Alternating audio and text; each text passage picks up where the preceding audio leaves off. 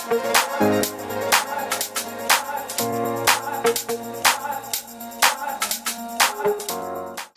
our Tree Academy online webinar today with Professor Dr. Peter Fairbairn. Hello, my name is Holger Kast. I'm the Training Education Manager of Tree Dental Implants, and also I'm a dental technician. Today's topic is very interesting. We have minimal invasive GBR techniques without membranes with Professor Peter Fairbairn from London. So Peter is also going to talk about tissue management, and that's why I'm going to take the chance to shortly introduce you to our TRI soft tissue concept. So basically the soft tissue concept of TRI is a consistent emergence profile from the healing abutment to the impression posts until the final crown. We have a concave, as you can see here on the left side, a concave design of our abutments through all our prosthetic portfolio, and this leads to more space, as you can see here down at this X-rays, that the tissue has more space to grow surround the implant, which protects first of all the gap between the abutment and the implant. It seals it up and it protects the crystal bone surrounding the implant from bone shrinking. So let me introduce shortly Professor Peter Fairbairn from UK. I'm very happy and very excited of a very interesting webinar with you, and shortly before I give you the word, I would just like to let the audience know that if you have questions during the presentation of Peter, I would please you to use the toolbar on your top right side and just write in the question fields your questions, and we going to answer them after Peter's presentation. So Peter, please introduce yourself, and let's have a really interesting webinar with you. Hello, Peter. Right. Hi, thanks. Is that fine? Hi, Holger. Yes, thank you, and thank you to everyone at Tree Implants, to Tobias and to Sandra for a lot of the developments that have been done recently on Tree Implants. I was just placing a case this morning with the new kit, and I think that the improvements have been fantastic. I've been really happy to see that all the little snagging issues have now been removed, and that both the kit and the delivery systems are fantastic. Anyway, so what I'm going to do is I'm going to start by going through what we were planning to talk about and explain essentially why truly minimally invasive. These words are often used about minimally invasive dentistry, about biology, about paradigm shifts and everything. What we're going to see today is why I feel is a true paradigm shift and how we can actually use the host to heal itself. This is going to be the whole thing of the event, is we want to work with the body's host healing, and we want to work within the time scale to improve our cases. Peter, please share your screen first. You have to. I've just shared my screen. 1 second. 1 second. Yeah, 1 second. Let me just get in there. There you go. Is that better now? Yes, here we go. It's perfect. Okay, sorry about that. I just mispressing that one button. Right. Okay. As I said, so this is all going to be about working with host healing and an exciting new direction, which completely contradicts and is a complete change to a lot of the older procedures about regeneration. And as I go through, it'll explain to you why we're using these methods. Okay, so initially, a bit about myself. I'm working clinically in London and am the Director of Education of the ADI, the largest UK-based implant association, as well as President of the London Dental Fellowship at the moment. I've been working with synthetic graft materials for about 15 years, and this is what I see as my journey in true guided bone regeneration. You'll see that I use the word true often later on, and this is because the conceptual ideas of having true bone as a final result is what's very important to myself. Anyway, as I say, we've been working for about 15 years on these materials only. I've done about 4,500 grafts, of which 1,200 grafts have been done with the material that I've helped develop, or I've developed over the last 4 years. And this is the material called Ethos. And I feel that this is a true shift in particulates in a way, and I'll explain to you why, how these materials have worked and how we actually need, and how in orthopedics that we've had a lot of success with these materials. And this is a switch over which I hope and I feel will become more paramount in dentistry. Okay, yes, we all remember these little things. We trusted it, we loved our Nokia. I know this is a very well used one a friend of mine came in with the other day.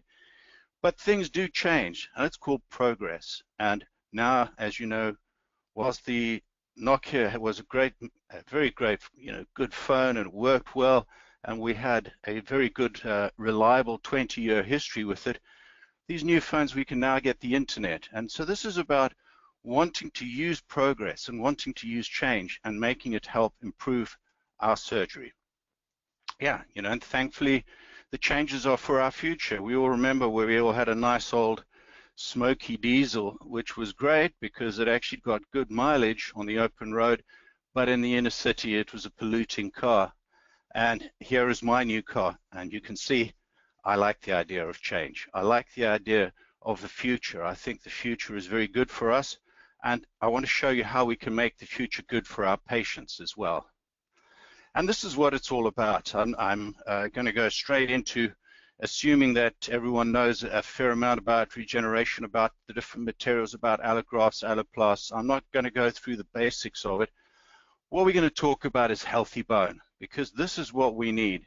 When our patients come into us, there's generally a problem. It's very rare we see a case where the patients come in and said, I've had an accident, sorry doc, my tooth's been knocked out, can you replace it with an implant? No, most of our cases, 95, 99% of our cases are a direct result of disease, be it periapical, be it a split root, be it perio disease, so we don't have healthy bone.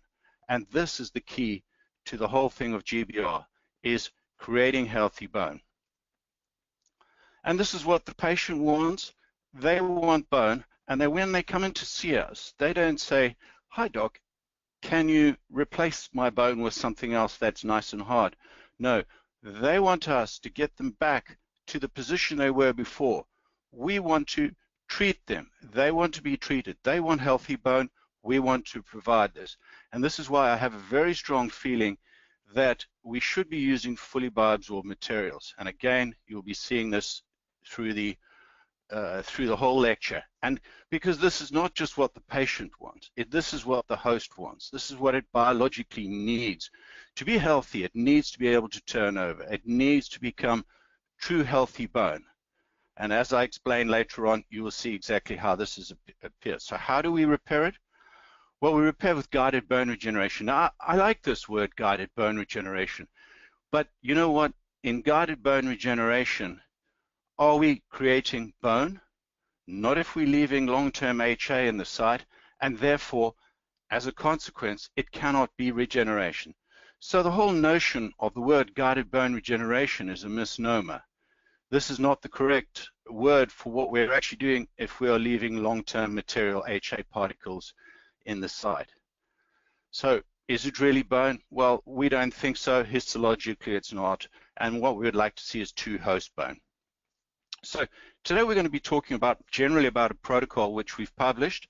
As I say, all of the material I've published is on PubMed under my name, and we're doing a lot more at the moment. And this is a simplified regeneration protocol.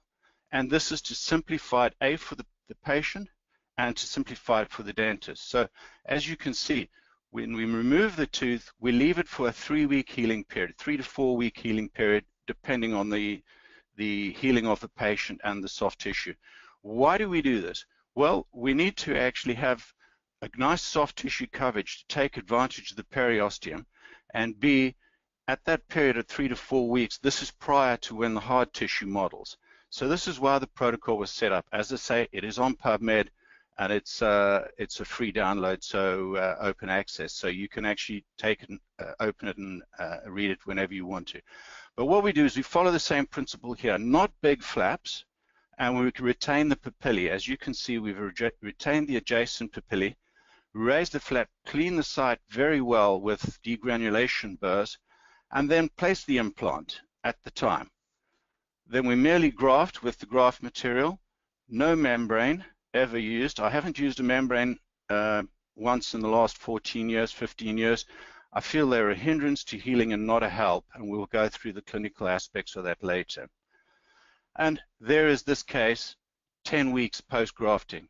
And as you can see, we've got 45 millimeters of nice new buccal bone. Okay, it's not true bone because there is probably still about 10 to 15% of particulate graft material in the site.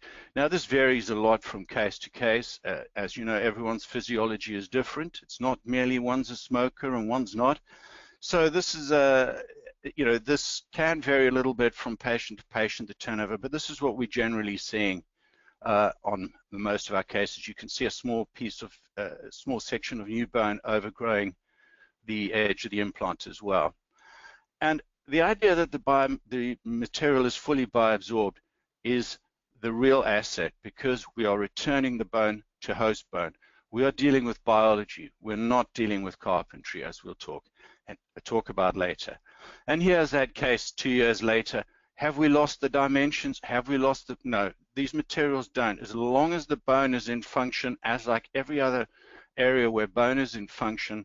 Wolf explained it all many years ago in 1892, and I think his findings at the time are very relevant to this day. And there is the X-ray of the case. So here is a generally a situation that we would like to tackle. What we've got is a shortage of hard tissue and, not an ideal soft tissue. You could see the shortage of keratinized gingiva. So what we want to try and do is tissue regeneration. And this is the end result with one surgery. And this is what our patients like, and this is what we like, because if our patients are happy, we are happy. As I say, this is done with only one surgery. I found that I used to do a lot of soft tissue surgery, but in more recent times, in the last sort of 10, 15 years when I've been using these synthetics, one of the good side effects is that we seem to, the host seems to want to develop more keratinized soft tissue by itself. So basically what my aim is, I help the host regenerate the bone. And I put here, I help the host, because I'm only probably doing 5% of the work. The host is doing 95% of the work by doing all the regenerative ability. All I'm doing is making a little hole and putting an implant in some materials. And I let the host do the soft tissue. And it seems to do it very well as long as we have true host bone underneath. And so this is loaded at 4 years, that case. So we've taken it from here to this situation. You can see the implant on the 5 has got a buccal defect. I did an internal lift on the distal implant, and we've just grafted it again with the ethos behind. Here I've put some matry bone, but I don't generally use that now. In fact, haven't used it for a few years. And there's the end result. Here is an X-ray of the end result after 4 years. And here is a scan of that mesial of that 5. And as you can see on the scan, at 4 years later, we've got 45 millimeter buccal plate where we had a big buccal defect at the beginning. So this is to show that yes, it does retain, and it is there for a long time. We do not need HA to have long-term stability. Does it reduce itself to 1 or 2 millimeters, or does it become less? No, we routinely see good long-term stability, which I will show you 14-year cases later on. Right, we're going to go into tree implants. So also one of the aspects, as Holger was discussing at the beginning, one of the aspects I actually quite like is this soft tissue concept and this concavity, this platform switch as well. It's a very smooth platform switch. And I also like the pink abutments, not because I like the color pink. Well, actually, I do like pink, but because it seems to have very good tissue translucency. I mean, and also when you're using more clear crowns, it does seem to have a better end result for metal-free crowns. Anyway, so what we're going to do is just go through a simple case using a tree implant. Here it is, 3 weeks. You can see the site, you can see the soft tissue is still a bit frail, and you can see when we look at this way how we've lost the dimensions because we've lost the hard tissue due to a buccal defect underneath. And so I just do a simple incision really, where you can see keeping again the adjacent soft tissue, the adjacent papillae, taking it more from the palate. Sometimes I do a split thickness on the palate initially, then going to full thickness. So if we don't get full closure, it's better that we leave the palate slightly open. I don't do big releasing flaps because they hurt the patient, and as I'll explain later on, the smaller we keep our surgery, the more minimal we keep our surgery, the better the healing is going to be. Now, as you can see, we're going to place the implant in the correct position. And can you see my initial pilot hole? Am I placing the implant very palatally? No, because what this will actually do is it'll actually make the restorative situation a little more complicated. We'll have to have a much more of a flatter emergence profile on the buccal aspect. So I realized that we can help the host regenerate bone very easily using these materials and protocols. So I place the implants always where I want them. This is one of the big things that we've got to understand, is that implant dentistry is a restorative job. It's got a little bit of surgery thrown in and probably a little bit of hard and soft tissue surgery, but generally it's a restorative job. We're there to be placing teeth, and so therefore the most important aspect is to have the position of the implant to optimize the restorative side. So you place the implant where you want it.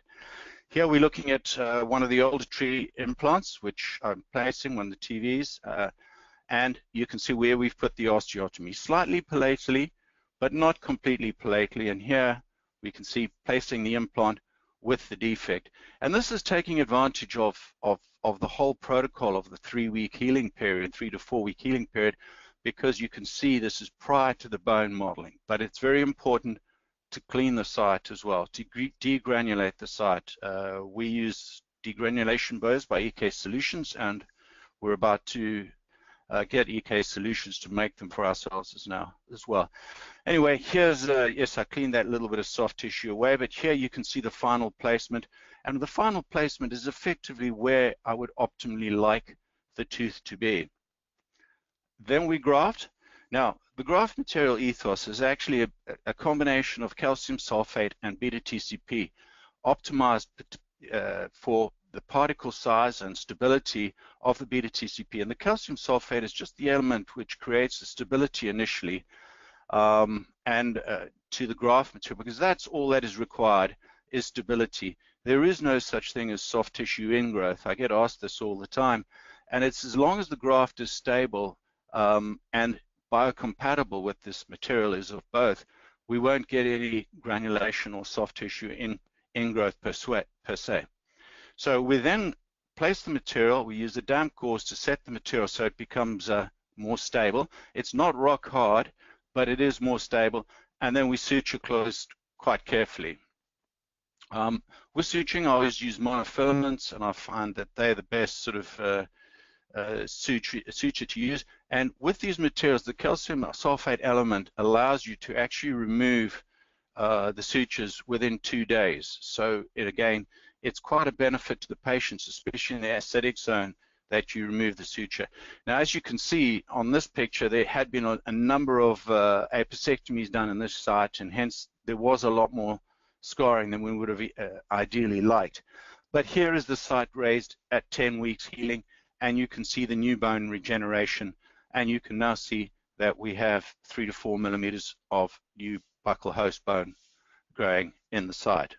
Where we've now placed, I'm going to just restore this particular case like a crown and bridge just to make it easier. I'm not going to actually use a healing cap and a pickup.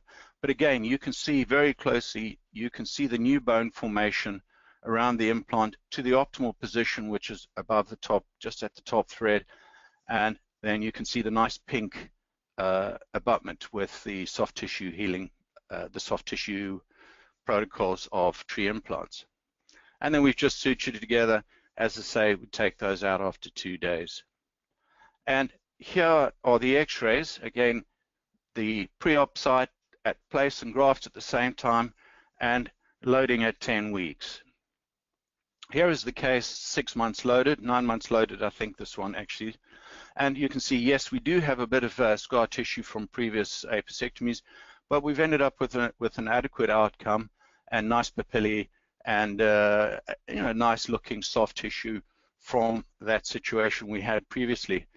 And when the crown was removed, again, you can see we've got nice. This is just blowing it dry. You can see we've got nice soft tissue profile. And what we can do is we can look at the buccal profile, and you can see how it is restored and it is maintained. And this will continue for a long time. And here it is just cemented again. I know there's a lag in the photos, so I'm trying to slow down. Here is at 1 year later, and you can see we've got adequate hard tissue, and you can see the soft tissue mechanism of the tree implants there, where we've got a soft tissue collar just above the bone to help stabilize the situation and prevent bacterial ingrowth. Right, so what we're going to do now is talk a little bit more about ideal particulates. I mean, you look at this list, and osteoinductive, osteoconductive, biocompatible, totally replaced by bone, appropriate resorption time relation to bone, graft stability, maintain the volume, satisfactory. These are all the things that everyone would want. And yes, these are all the things that were published by Yip and Nicholas Lang and Koyer recently as about what would be the ideal particulate material. Now, when you look at it, there's only one material that does fit in that, and that is beta-TCP. And this is why we've chosen beta-TCP as, well, on top of working it for 15 years, as the ideal material. And I'll explain to you as we're going along why it is shown to have a very high osteoinductive potential. And this is the thing that helps us achieve the results that we're achieving. Sure, we could build big particles, and there's a lot of companies come out with these nice big particles that stay there forever, but we're not building a wall. We don't want bricks. We want host bone. And to get host bone, we need the material and the particles to bioabsorb, to have a higher percentage of host bone. We don't necessarily want the patient to have a nice scaffold there for years, for a number of reasons, which we'll go into later. And it's all about true bone and the patients and their bodies. So it's simple, really. Right. So I always like this statement by Albert Einstein. And the problem really in life is that, especially as dentists, we let our education affect our ability to learn. The idea of today is to open your thinking. Think back about biology. Don't think of what someone's told you or has been paid to tell you. Think about what you understand about host biology and about how healing occurs. And just keep calm. Love biology. I love this thing because this is what we all love. We love the basics of host healing and about biology. And we need to look a little further. We don't just need to look at Koyer and the dental journals. If you're truly interested in host regeneration, I tend to spend a lot more time looking at sort of high impact journals. This particular journal is a 12.005. You got to remember the top dental journal is less than 3. So I like to have the idea of looking beyond what we're doing in dentistry. I know it's often said, oh, the bone's different in the jaw. Nonsense. It's quite simply, it's bone. So like this paper here, it talks about calcium phosphate and angiogenesis. And this is the key to everything, is angiogenesis. And the more oxygen we have, that's going to improve our healing. And this is why in orthopedics and in surgery generally, the idea now is to have more minimal surgery and shorter time consuming surgery. By doing that, we're interrupting with the oxygen supply to the host site, to the site that we want to heal. And this oxygen is simply the basic material that is required for healing. All cells, as you know, thrive on oxygen. So that's what we're looking at. And the key to all of this is blood vessels and this is why we want to interrupt bleeding less, because this is the important aspect for healing, is vascularization. So we're not doing carpentry per se, and it's not all about quantity. You know, every time, a lot of the research in the past has always been based on having a set of calipers and saying, oh, this is good bone. But no one is taking core samples at the time and saying, well, what percentage of that is true host bone? And this is why the systematic review by Honglei Wang, Honglei Chan of Michigan really kind of puts the message across about residual particles. Residual particles lead to less host bone, and this is why we like fully bioabsorbed alloplast, because we can get an increase in host bone purely by the material absorbing away and leading to improved bone conditions. Right, well, the next paradigm. Why is it the next paradigm? Well, I never use autogenous. Yes, look, it's good, it's the gold standard, but it is painful to obtain. There's limited supply, and it does, biologically, if you understand it, it will go away. That's the nature of the host. The host will resorb any dead bone once it's been removed from one side to another side. I never use traditional membranes because I feel, A, it's preventing the blood supply from the periosteum to the most important parts. So I prefer not to use traditional membranes.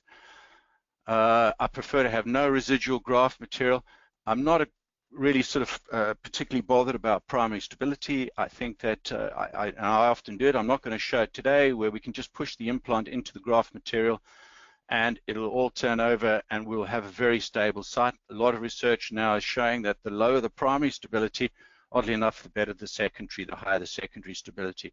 I don't like big releasing flaps. Why? Well, they impede the healing. Plus, they generally tend to hurt our patients, and I prefer not to be hurting my patients. We want to like our patients. Right, replacing things can be challenging. I'm getting to that stage of life where I'm going to end up like this young man. But, you know, fortunately for us, bone can be regenerated, and we can help the host regenerate the bone. So this is an important aspect for us. Now, this is the most important man. If anyone doesn't really know who he is, he's the man who discovered all about auto-induction and regeneration, Marshall Urist, and he's one of my real heroes as far as bone and in my chosen profession. So what do? We need to go and find out why things are happening, and this is fortunately where I answer most of my questions, and that's in Athens University, with my great friend Minas Levensis. Here we are in the animal lab, and I'm going to run one video here. I'm not sure how well it works on webinars, but this is just to show, you know, this is at 8 weeks on a rabbit Calvarium 8mm critical defects, and we're looking at a site where a xenograft has been used. Now, xenografts work well, they fill the hole, but as you can see, there's very little bone. This is autogenous, and as you can see with autogenous, it fills the hole, but you lose volume. And then finally, I will show you the site where ethos is, and as you can see by just looking at the appearance, I think that we've achieved more of a result with 50 to 60% new rabbit bone. And so therefore, this was quite encouraging when we do these animal studies. And these animal studies and these studies are replicated in medicine, because here, when we're looking at iliac crest studies, we see a sham, we see autograft, we see BMPs and TCP, and we can see the same materials are loose. Look, unfortunately, there are no results for xenografts when it comes to medicine, because no one's using xenografts in medicine and orthopedics, so there's no clinical studies in any of the medical studies where you look. But the interesting thing is the repeated over 200 published papers showing about osteoinduction with calcium phosphate materials. And this is the exciting thing, and I think this is why we're getting the results. Again, a lot of studies have been showing the ectopic osteoid formation by growing muscle, growing bone tissue in muscle. And again, this is what's exciting. Here we show a combination of BCPs and TCPs, again showing why we prefer using the TCP, because it has the highest osteoinductive potential of the calcium phosphates. This is a Sheffield University Medical School at the bone physiology. This is a micro CT. And when we look here, this is the same rabbit at the same level, showing a xenograft and showing a synthetic. And what we really notice on this is the fact that the vast majority of new bone is actually more centrally, if you look into the central of the area. And again, we see this in all our clinical cases, and I'll show you a socket graft later where we take a core right from the center. So we're actually getting osteoinductive action. So this is not conductive bone growing from the original host bone. This is induction occurring centrally due to the host effects, the effects of material on the host's metabolism and the blood turnover due angiogenesis. Here's a core sample taken at 8 weeks, and on the left you can see the xenograft, and again you can see that there's probably 5 to 10% rabbit bone on this side, whereas when we're using the synthetic ethos, we've got 50 to 60% new host bone, or new rabbit bone at 8 weeks. And here is an article published, which we published 2 years ago, using a similar material, again in a rabbit study. And this shows the key to everything. As the graft area is reduced, the osteoid area is increasing. And that goes back to what we initially put in as favorable reasons for the ideal particulate material. So as we're getting the bone formation, the graft area is decreasing. And this is the ideal situation, so that eventually when the graft's all gone, we will have a higher percentage of bone. But now, in dentistry, synthetics have always been said, oh yes, they're definitely not osteoinductive. Well, yes they are, and recently there's been 2 published papers by Daniel Buser and Richard Myron in Canada, and they've both been showing the osteoinductive potential. This is a first for dentistry, because in the past it had always been assumed that the high impact journals, when they mentioned about osteoinductivity, were in fact maybe wrong. So we've used this again and again recently. Here's just a poster of mine.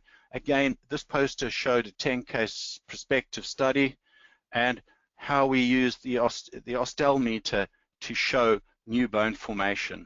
We managed to take some cores, and in every single case, the average went up by, let's see, 32 on average of that. So that showed a very good usage of Ostel. So the clinical application of GBR, it's all about ridge preservation, essentially, as I said. Here is the protocol with myself and Minas, and we stick to the protocol religiously. I think I probably we do 2 to 3 cases every day using the protocol, and this is how we've built up this repertoire of cases over the number of years. So why do we place the implant early? Well, the implant is semiconductive. So what we find, and this is research showing it by Sasaki, and what we find is when we actually place the implant, by just placing the implant, we get a spike in bone metabolism.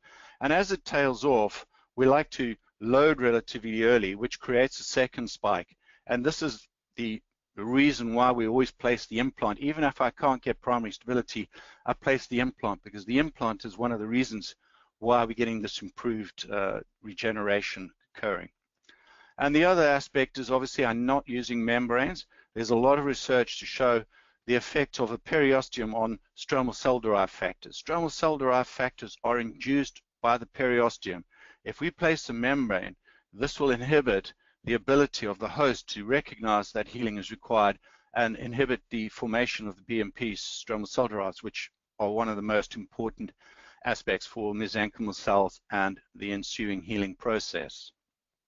I mean, the periosteum is a miracle. Let's use it. So I'll just show another sort of routine case. As you can see, we follow the same protocol. You can see how the site is cleaned. Place the implant. There it is there. So place it at the right height. I like to place it probably crestally or maybe a little sub, but about crestally, I think, generally. And we just graft. And you can see we follow the same procedure, get the graft to stable. When I suture, I prefer to do the 2 sutures into the papillae first and then suture the palatal aspect later. And here it is at 10 weeks, and Here it is loaded 6 months. So you can see we get a nice tissue response. And again, I think this is due to the biocompatibility of the materials. I'm not going to go into the bacteriostatic aspect, and I can show you using it in infected sinuses, but again, I just want to keep it simple, as this is a very short experience, initial experience to the protocols and the materials. Just to show just how far and how quickly the host regenerates. This is not a situation that takes 10 months. You break a leg skiing, the doctor doesn't say to you, well, we're going to cover it with some pigskin, and then you can lie in hospital for 6 months. No, the regeneration of these host tissues happens faster than we think, and even the research is showing that osseointegration is at 4 weeks. So we need to take advantage of the host, encourage the host to heal.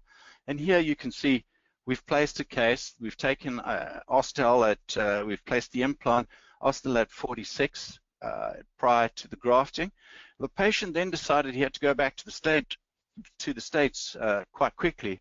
So I had to load it at 6 weeks, and I raised a flap here, and you can see the regenerated bone at 6 weeks only. That's 6 weeks, and this is why, yes, it is probably osteoid, yes, it is probably early bone formation, but it's no problem because we've now got 68 on Ostel, so we can load the implant and therefore utilize the findings of Sasaki again to get that secondary spurt in bone metabolism. And here he came back 18 months later for a re-cement, and as you can see, you know, we've got an adequate outcome. The poor guy, where you can see the reason why we lost it is internal resorption, internal-external resorption, and we've placed the implant, and you know, 18 months later, you can see what he's got on the lateral. So this is sadly, he's probably going to need further implants in the future. Now, if we look at doing the same sort of thing, 3-week protocol, and we look at this is a simple case using an upper molar where we're placing the implant into the trifurcation and then grafting. You can see that there's only a 3-week healing period by looking at the frail nature of the soft tissue in the last picture. Now, when we look at this, where do you think we're going to lose the bone? Now, we've got to think about this continuously. We're thinking about the biology. We're not thinking about what someone has told us. Yes, essentially, we are looking at losing the bone essentially where the roots were, because you know, that's where it's very thin. Obviously, as soon as you've raised taken the root out and raised the flap, those thin pieces of bone are lost because that bone is dead, that bundle bone. So it would have been preferable if I'd just taken it out, but in this case, we left it and grafted it. And as we notice, 6 months, 10 weeks later when we're loading it, and you can see where the bone is resorbed.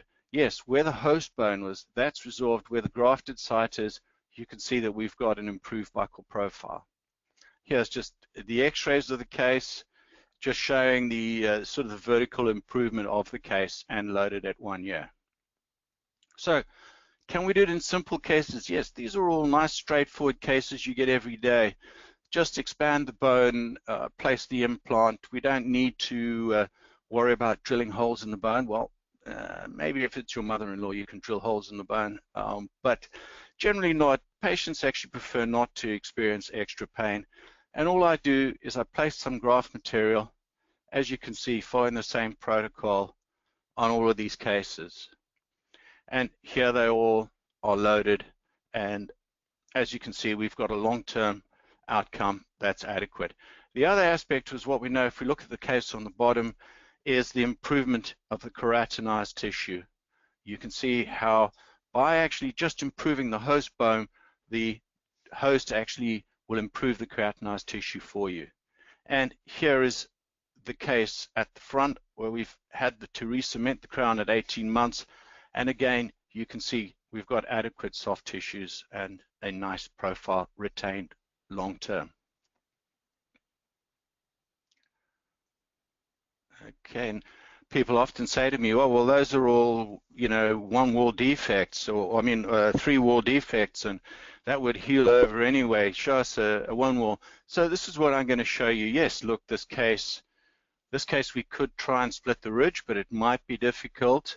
We could use a block on the patient, but the problem with that is with the pain associated from harvesting and also the susceptibility of long-term bone loss by using a block. So what we're going to do here is we're merely going to place the implant on the buccal surface, and it's being held by one thread into the cortical bone. So we have got primary stability here, a very small amount, and there it is there.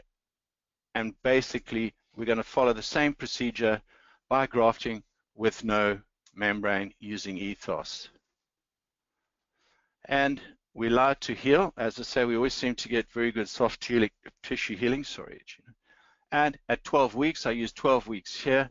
We can see we now have a new buccal coverage of bone, and we've got 80 on the osteo, which is really good for the system.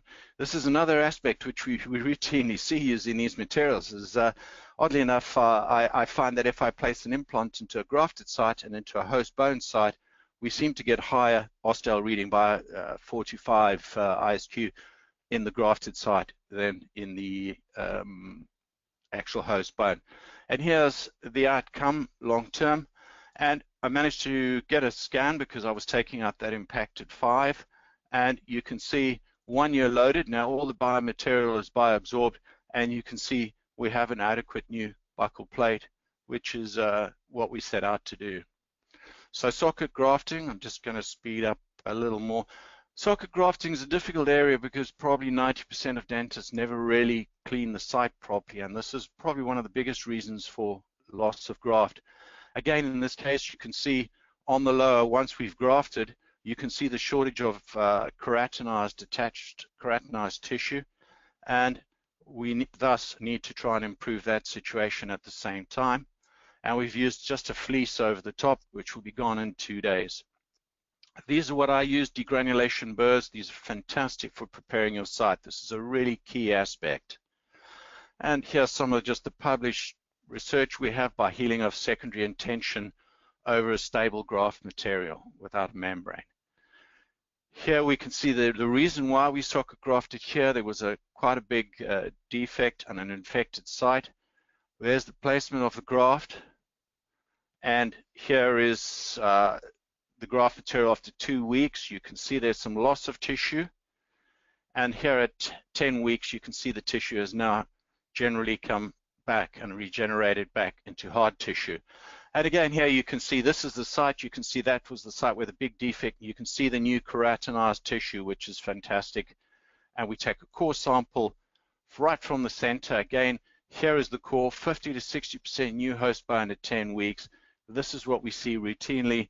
And as I say, taken right from the center, this is why we believe that the osteoinductive potential is as we would expect.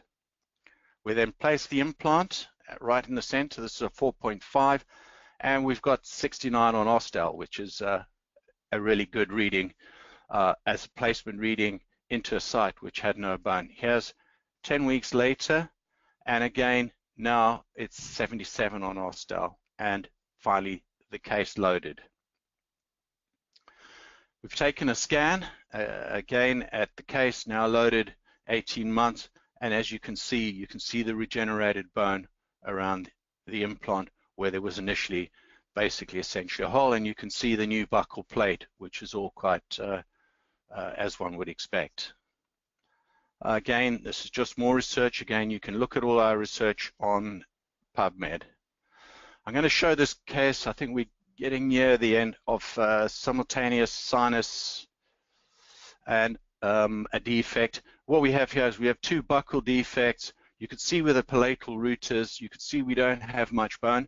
I've placed the implant. I'm not placing the implant all the way in because I'm going to grow the bone up to the top few threads of the implant. And here it is grafted. Never overgraft the site. It's important that we actually don't use too much graft material. The more material and the more products you put into site, the more the body has to overcome to heal. The key factors here are the periosteum and the host's ability to heal through angiogenesis. And here is the case at 10 weeks and loaded. Again, this is at 10 weeks, and you can see the tissue. You can see that there's still some graft material, but then we're going to look at it in 9 months' time.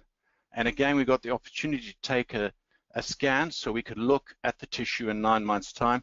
And the interesting thing here is the new bone formation. You can see the buccal plate on the right-hand side, and you can see where the palatal root was, where we grafted. And you can see the volume that's been created of new host bone. And we know this is new host bone because we're using biomaterials that are fully bioabsorbed. So with time, there might be 5 or 10% material still left there at 9 months, but probably by 15 to 17 months, host dependent, there will be no material left. Again, this shows you this cross section shows you the new bone at 2 different levels and how we've managed to maintain the volume and the profiles, both palatally and buccally. Does this stay around a long time? Yes. Here is a case using Vital, and it's now 14 years old. Excuse me. And you can see at 8 years and at 14 years how we've still got a nice, stable buccal profile with a healthy environment. So we do see nice long-term outcomes. Here's the X-ray. I know these are older implant systems, but this was done a long time ago. And, you know, we've changed a lot the way we actually restore things now. Here's a case just to show with a xenograft, and this is at 18 years, and if you look at the cross sections, you will still see that the xenograft is basically a lump of xenograft there 18 years later. Does it matter? No, it, you know, it still gives a nice buccal profile. Yes, some of the particles come out, but it works and it looks well. Is it what the patient wants? Well, that's our decision and the patient's decision in life, because as we can see from the research from Albrechtsen, the xenografts tend to hang around a lot longer than we would expect that they would do, and possibly they're there for life. We also have, there has been research, it doesn't really interest me that much, but I feel that it may impede the ability of the host bone to turn over residual HA of any material, and this could lead to possible issues later on. Just going to show another quick case, just showing the benefits of having these materials. This was a case that came in from New York, and she had hypodontia, and she didn't want to have blocks because of the pain aspect, and she had a very high smile line.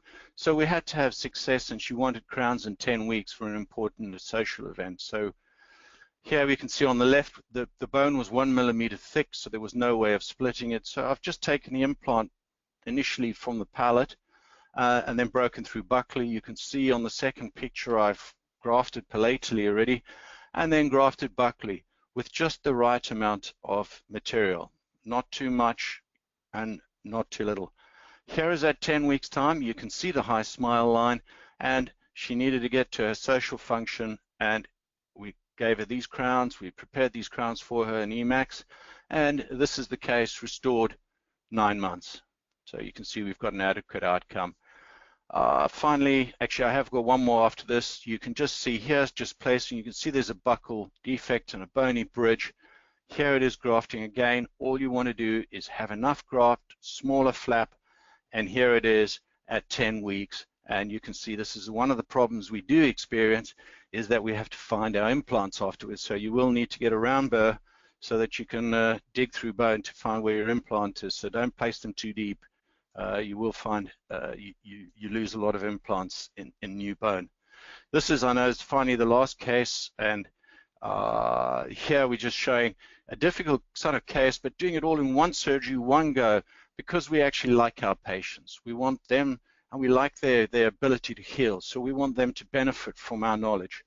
And you can see there's a frenal pull there and a lack of keratinized tissue, and when we open it up here, we can see there's a buccal defect. We're going to improve the periodontal bone on the distal tooth, and we're going to do an internal lift using a Dask. So here it is all placed, grafted. You can see I've sealed the window with the ethos, and here it is loaded at 9 weeks.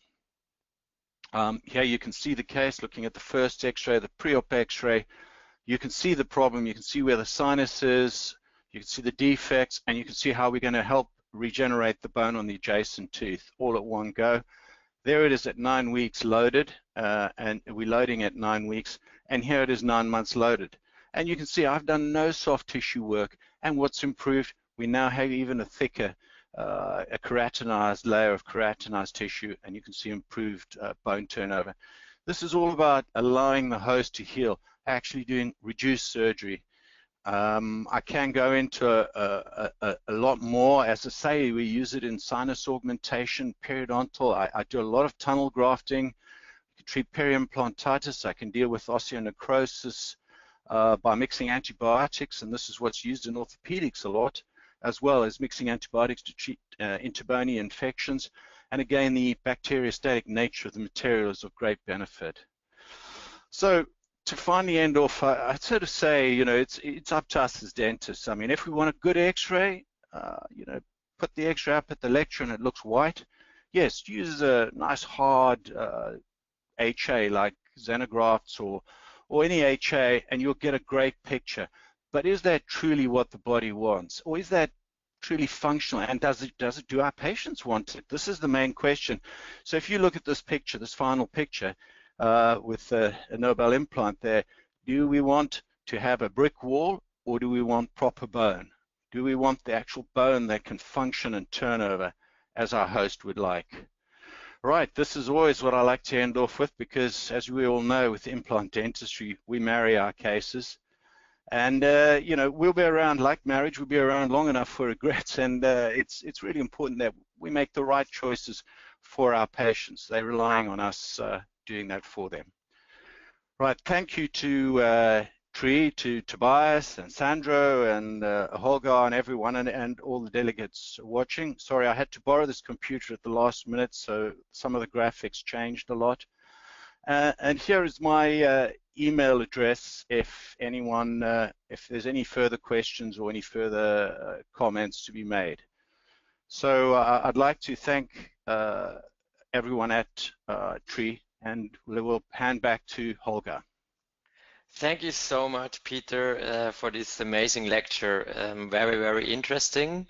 There is some questions already here in our question block, and Yeah, sure. I'm just going to moderate them for you.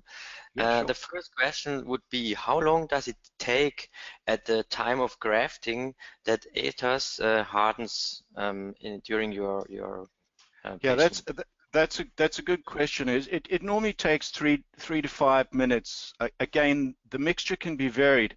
You can make the mixture more wetter by compressing the syringe more hardly, and therefore make wetter by compressing it less hard.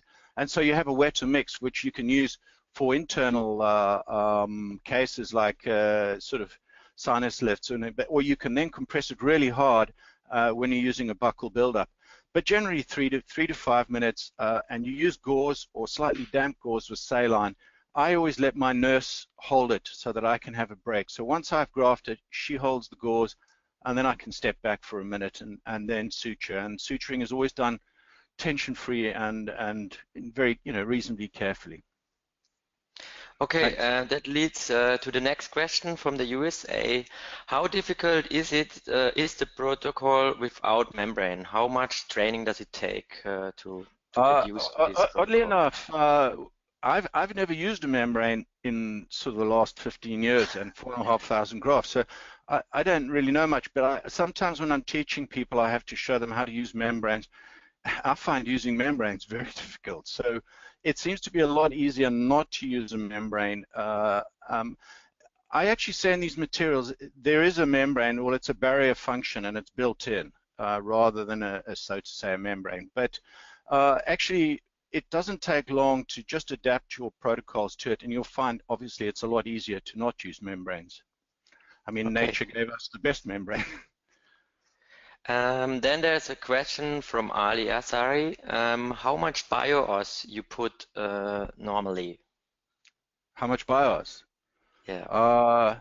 I tend to be like a doctor, a medical doctor. I've never used BIOS in my life, besides in animal experiments. So I've never used BIOS. So I Okay, don't know. because he just completes his question. You said as much as needed, but what's the ideal? So, Oh, so we're not talking about BIOS here. We're talking about how much graft material, how much ethos. okay, yeah. Okay, so yeah, sorry, I think maybe you interpreted across to me incorrectly. I sort of feel just to slightly more than the buccal profile or building it up. I mean, there's methods now using tenting and using resorbable sutures, but again, in this period of time, we can't really go on it. But I just often see people putting a big lump of graft material and thinking that the more they put, the more the bone they're going to get, and this is not the case. What you need is adequate to get to the right profile that you want to restore. Then there's another question. Do you have histologies of the new bone? Yes, I showed only one of the histology, but we have about 40 clinical histological, and we're just doing a new study at the moment, multi-center with Robert Horowitz in New York and with Minas in Athens, and we're going to be doing multi-center histology using a new protocol. But yes, we do, plus we have animal studies. Everything takes 3 to 4 years to get published from initial stages, and this is why there's a reasonable long lead-in time. But we've just about to publish a new paper with histology, which will be up on PubMed in the next probably month or two. Okay, there's one more question from Ali regarding the bone graft material. Do you mix it with patient's blood or not? No, again, basically, the reason why we don't need to mix it in with blood is because we haven't got we're not using any traditional membranes. So there's massive access to all the blood. You must remember that 85, 90% of the blood supply to the healing site is from the periosteum. And because there's no membranes, we don't need to mix it with blood. We just mix it with saline. As you pull the flap back over, the blood is instantly introduced to the site. Now, the key with this is that at 3 to 4 weeks, the calcium sulfate element will bioabsorb, and this will increase the porosity of the site for increased vascular ingrowth. And again, this is probably what helps the improved angiogenesis of the site for improved bone formation.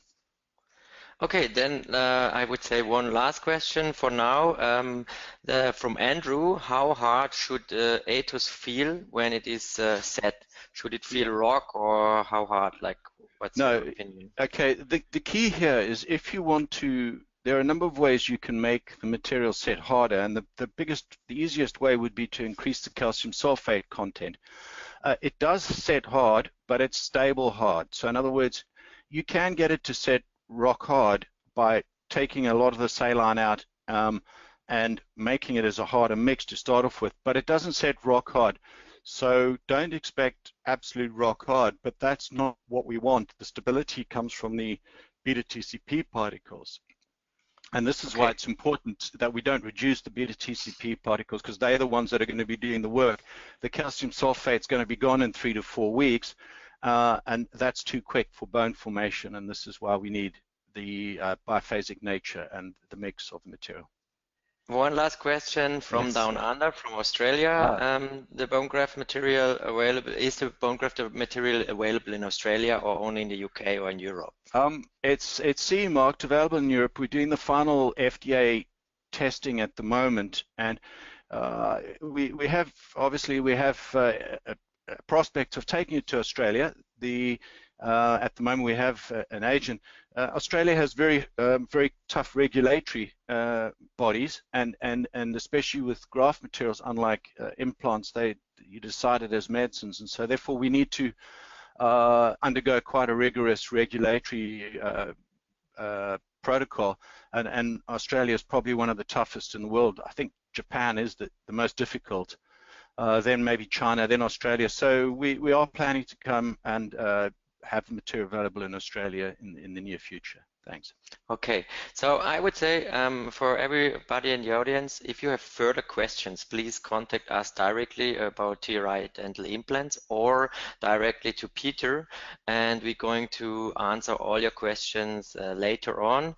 And I would like to take the chance to just give a few more informations about the upcoming trainings and courses with TRI dental implants. There's, for example, in June, a very nice topic, soft tissue level course with Alex Ionescu from Romania. It will take place in beautiful city of Zurich, where there's also the production side of TRI dental implants, and so you're going to see the production side, and there is a really nice training, 2 days training about soft tissue implants. And then the next one is going to be an advanced course about all on TRI course in Portugal with Dr. Luis Bessa in his beautiful little, or no, it's not little, in his beautiful education center Iron in the heart of Portugal. In the heart of Porto. And the same course takes place another time. We already finished one in April, and the next one is on the 7th and 8th of December. Also a 2 days course, same topics, all on 3 course in Zurich, with the chance to see our production side of 3 dental implants. And then we have in July and November Modular 2 in July and Modular 3 in November of Mario Steigmann's master course about soft tissue management. And then in November, from the 13th until the 18th of November, there is going to be a 4 days course where there is all 3 models, Modular 1, Modular 2, and Modular 3 in 4 days course. And last but not least, I would like to announce the 3 days master course in again in Zurich, but this time in the university in Zurich with Professor Hämmerle and Roland Jung from the university in Zurich, where there is this is going to be a 3 days course with a big overview about the newest knowledge in implantology. Very interesting topics with actually the whole team of the university in Zurich. Okay, and then to keep stay tuned, please save the date for the next online webinar, which is going to take place on the 5th of July. With Professor Dr. Ralf Smets from Germany, and the topic we're going to announce on our websites and in our social medias. So please just take the chance and get a member of 3 dental implants, get a follower, stay tuned and up to date with us. And so I say thank you from my side. Again, thank you very much, Peter, for this lecture. It was very interesting, and if you have further questions, please contact us about them at academy@3implants.swiss. Thank you. Thank you very much, and have a good day.